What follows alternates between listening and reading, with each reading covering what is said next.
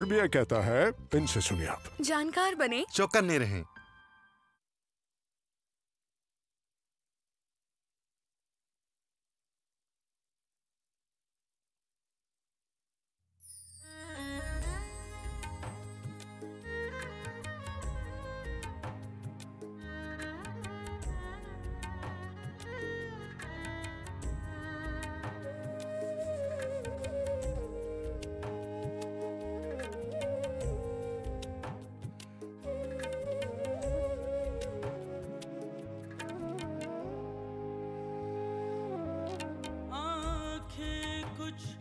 कहती है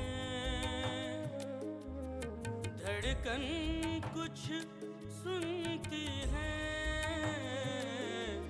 आँखें कुछ कहती है,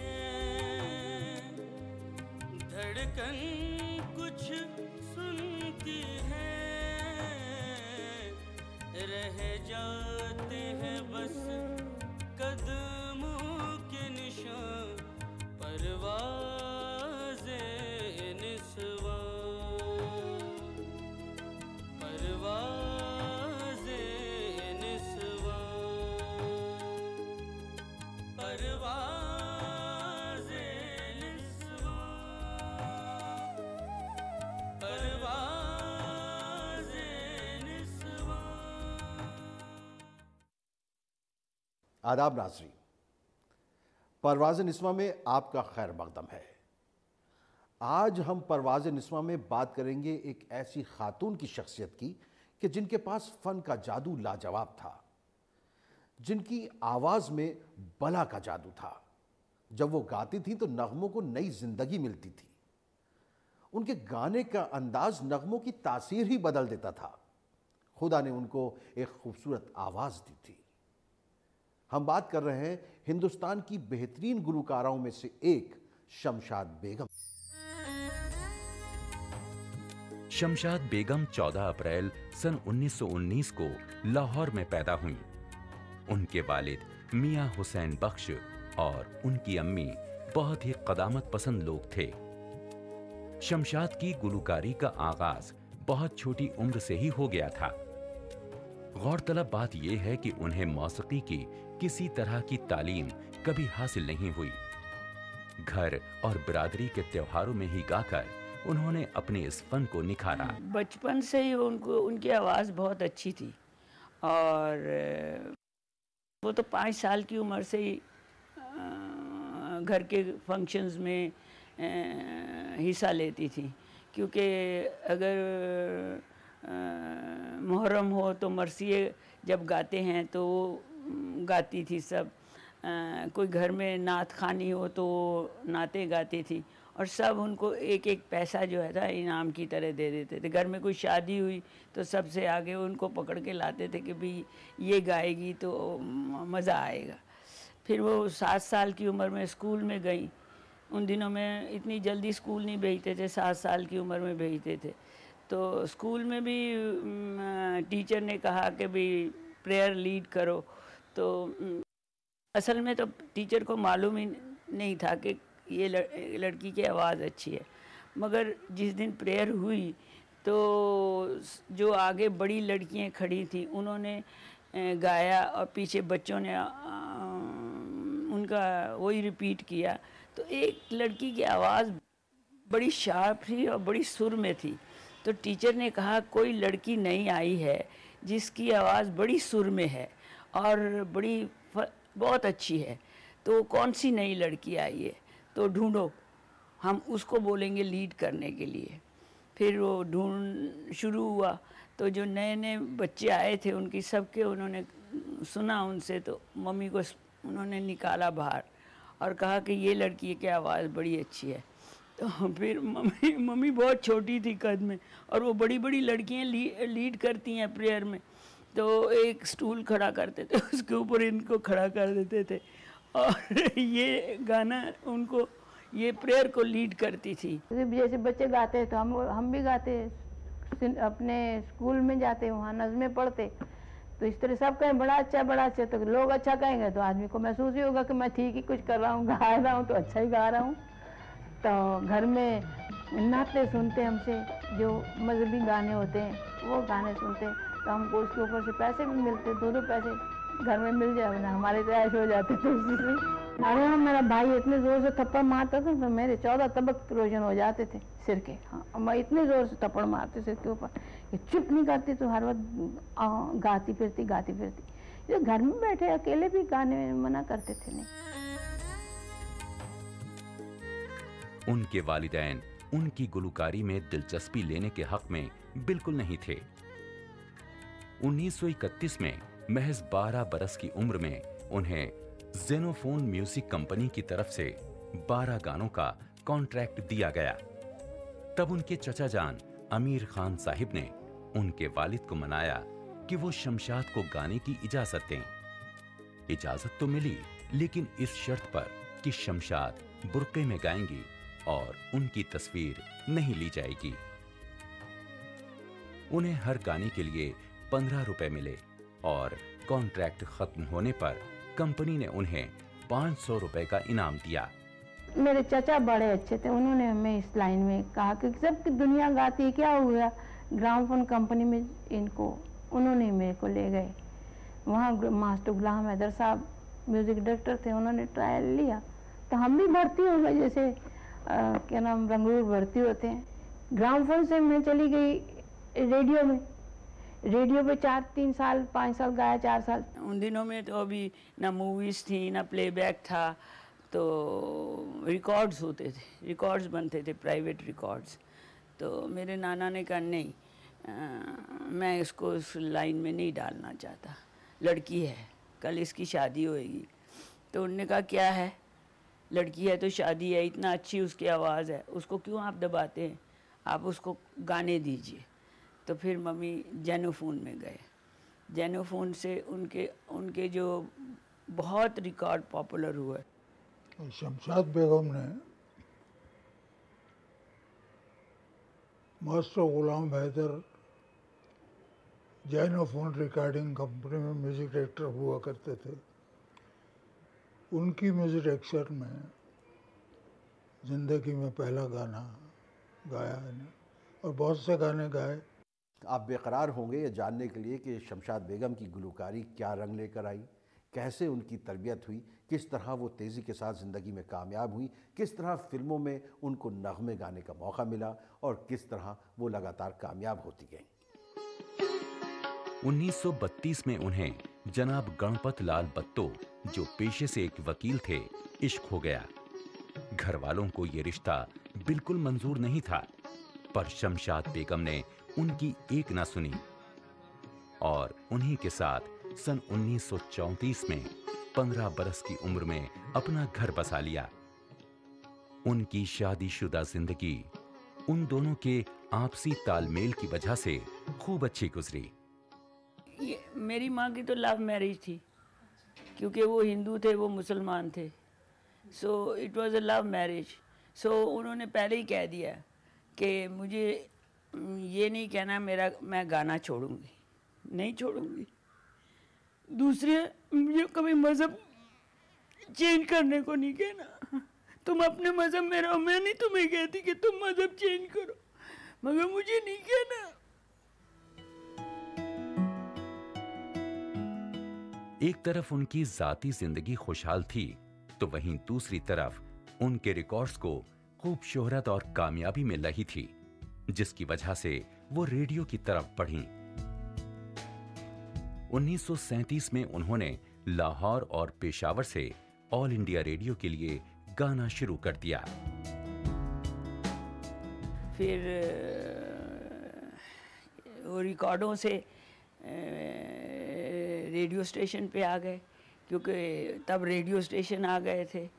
और उस वक़्त radio station Peshawar radio station से मम्मी गाते थे, क्योंकि उस वक़्त अभी लाहौर का रेडियो स्टेशन नहीं बना था।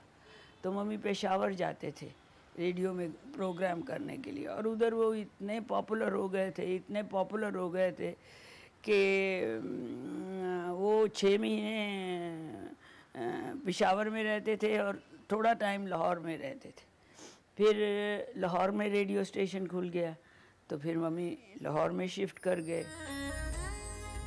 उनकी शोहरत बढ़ी तो उन्हें मुंबई का बुलावा आया और फिल्मों में अदाकारी के ऑफर्स आने लगे, पर उनके वालिद इसके सख्त खिलाफ थे। लिहाजा उन्होंने कैमरे से दूर ही रहने का फैसला किया।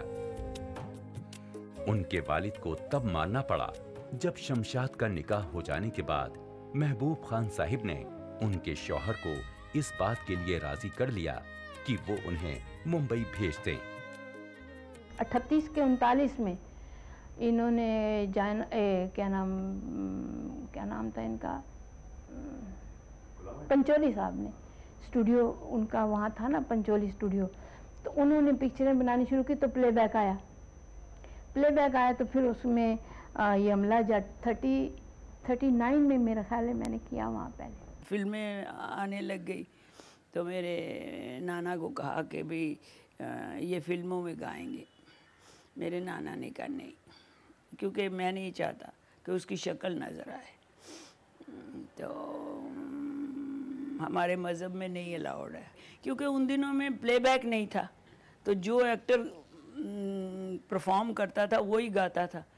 तो मेरे नाना ने कहा नहीं, मेरी बेटी नहीं करेगी। 4 साल बाद ना प्लेबैक आ गया, इन्वेंशन आई, तो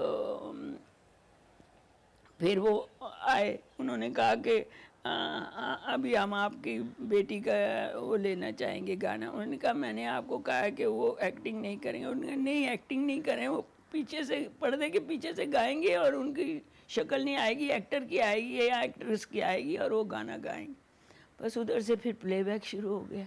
गोल्डी मीट मटन मसाले, जो आपके हाथ का मटन खाए जिंदगी भर आपका हो जाए। जहाँ जाए रिश्ते बनाए गोल्डी मसाले। महबूब खान साहिब ने अपनी कई फिल्मों के गाने शमशाद की आवाज से सजाए और फिर देखते ही देखते शमशाद बेगम हिंदी फिल्मों के आसमान में छा गईं। उन्होंने कई मशहूर अदाकाराओं के लिए गाने गाए मोरे आंगना ठंडी ठंडी छाँव रे। और वो बहुत जल्द ही फिल्म इंडस्ट्री की सबसे कामयाब गुलकारा बन गईं।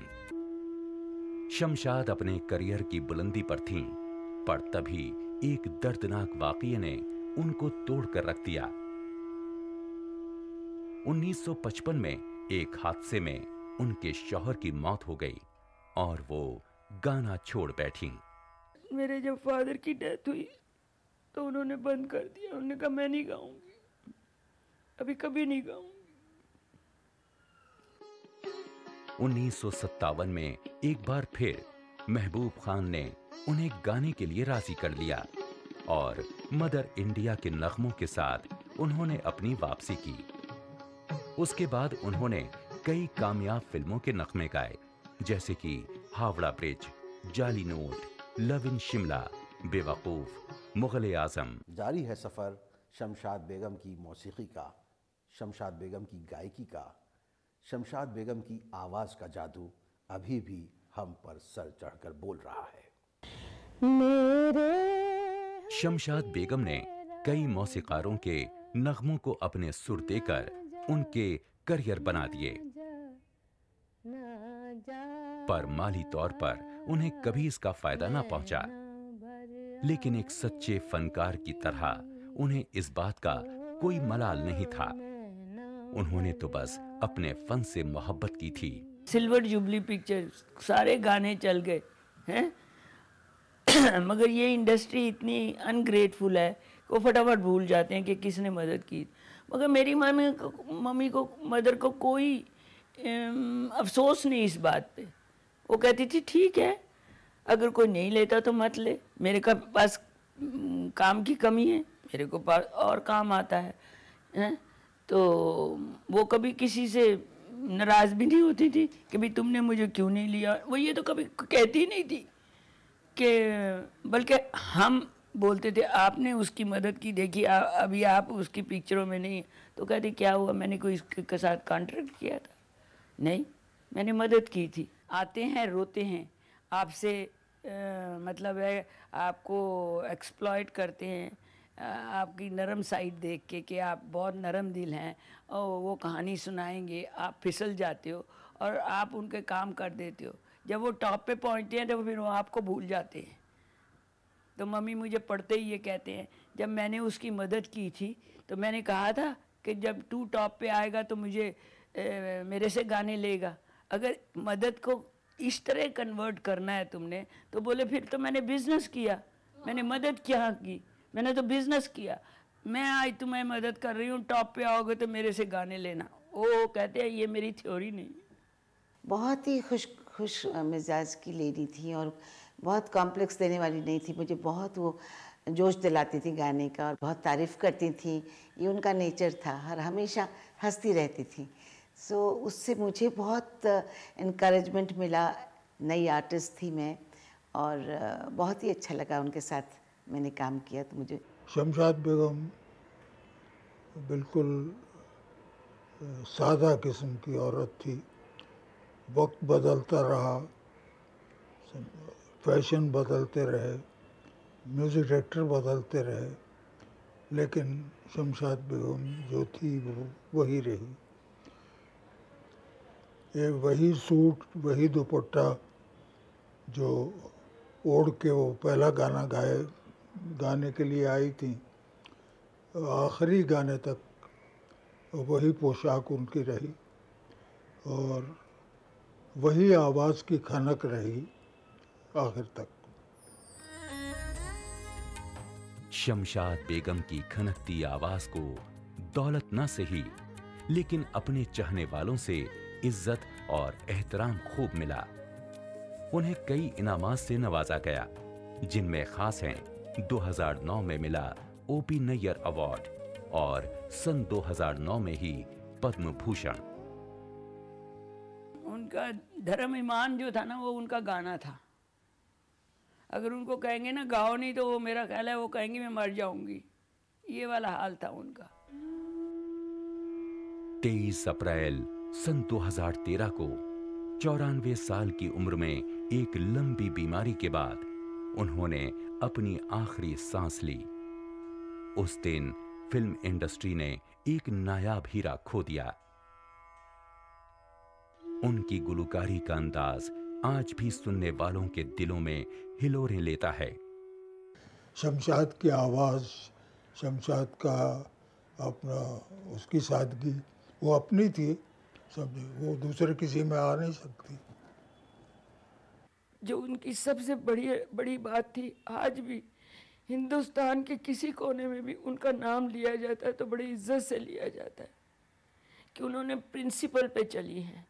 उन्होंने ऐसी इंडस्ट्री में काम किया है जहाँ स्कैंडल पे स्कैंडल होते हैं, लोग बदनाम होते हैं, पर ऐसी रही कि जैसे कमल पानी में रहता है, कमल की तरह वो गीली नहीं हुई।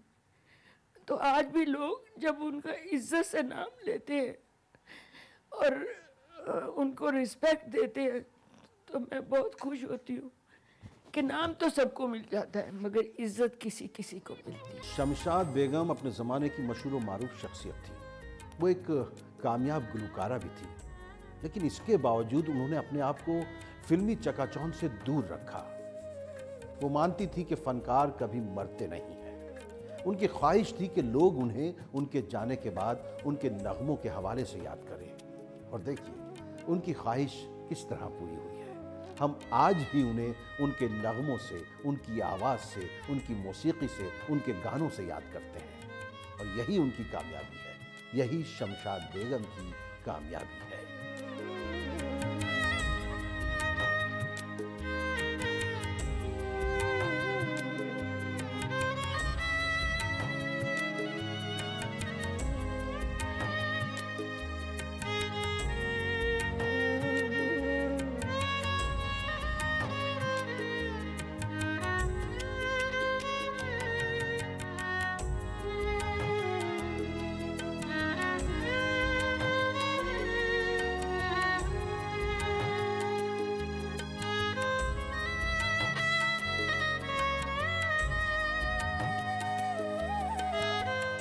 अब लोन प्रोसेसिंग में इतनी देर, ये सब ना तुमसे नहीं होगा। लो तुम ही कर लो। देखो तुम चुप रहो, कहा ना।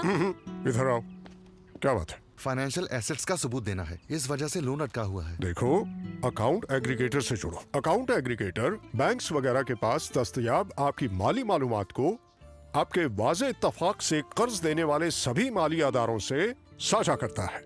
पापा, ये तो बहुत ही आसान है। आरबीआई कहता है, जानकार बने, चौकन्ने रहें। 1857 जब आजाद हिंदुस्तान के सपने ने जन्म लिया, आइए जाने उन वीरों के बारे में जिन्होंने स्वतंत्रता की नींव रखकर इतिहास रच दिया। आओ सुनाएं आपको बेगम हजरत महल की कहानी। कहलाती थी वो शान अवध, थी वो रानी स्वाभिमानी। जब दिया अंग्रेजों ने लालच और हुआ नवाब का देश निकाला, हार न मानी बेगम ने और ले आई क्रांति का उजाला। अपने पुत्र को बिठाया गद्दी पर, अब थी बगावत की बारी। झुकी नहीं अंग्रेजों के सामने और बन गई वो क्रांतिकारी। लड़ती रही निडर, रखा अपनी मातृभूमि को सुरक्षित। आत्मसम्मान के बल पर किया लाखों सिपाहियों को प्रेरित। कूद पड़ी आलमबाग के जंगे मैदान में, हुई अंग्रेजों की सभी कोशिशें बेकार।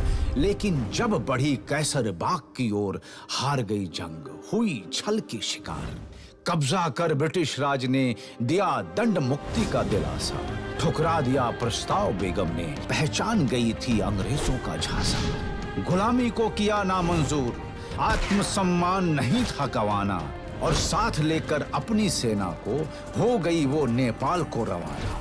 कमी न आने दी अपनी सैनिकों की देखभाल में और लगा दी अपनी दौलत और संपत्ति। देश और अपनी प्रजा की निस्वार्थ सेवा करने में कभी न हुई उन्हें कोई आपत्ति। नेपाल में देह त्याग कर बन गई वो हिंदुस्तानी शान की मिसाल। बेगम हजरत महल छोड़ गई वो एक अमिट छाप और जला गई स्त्री साहस की मशाल।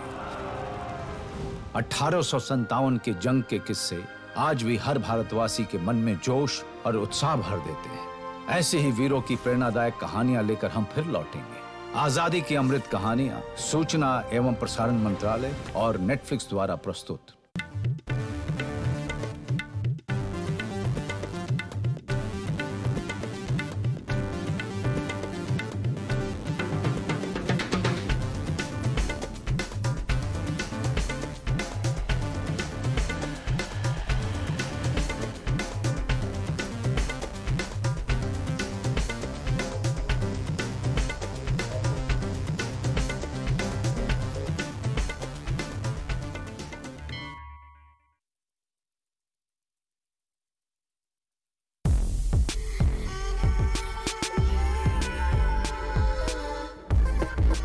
देखिए इको इंडिया प्रत्येक शनिवार सुबह 10:30 बजे सिर्फ डीडी नेशनल पर। देश का पहला चैनल, देश का अपना चैनल।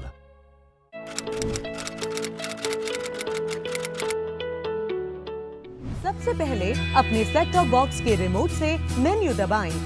उसके बाद इंस्टॉलेशन में जाएं, फिर स्क्रीन पर दिख रहे टीपी लिस्ट को सेलेक्ट करें और फिर frequency 11090 megahertz, symbol rate 29500, polarity V save करके सेव का बटन दबाएं। इसके बाद स्क्रीन पर दिखाई गई सभी फ्रीक्वेंसी और सिंबल रेट को आप इसी प्रकार से सेव करें और फिर सर्च करें। ध्यान रखें कि आपको अपनी डिश को नहीं हिलाना है। तो लीजिए, अब आपका डीडी फ्री डिश का सेट टॉप बॉक्स तैयार है आपको पहले से भी ज्यादा चैनल्स के मजे देने के लिए, और वो भी बिना किसी मासिक शुल्क के।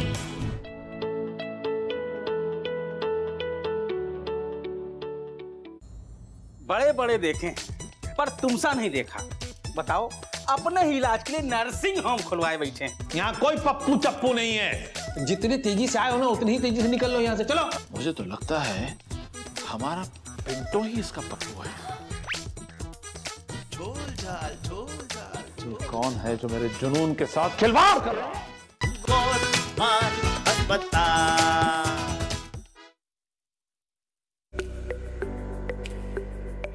मुख्तलिफ बीमारियों के बारे में आपके हर सवाल का जवाब देंगे हमारे माहिर डॉक्टर।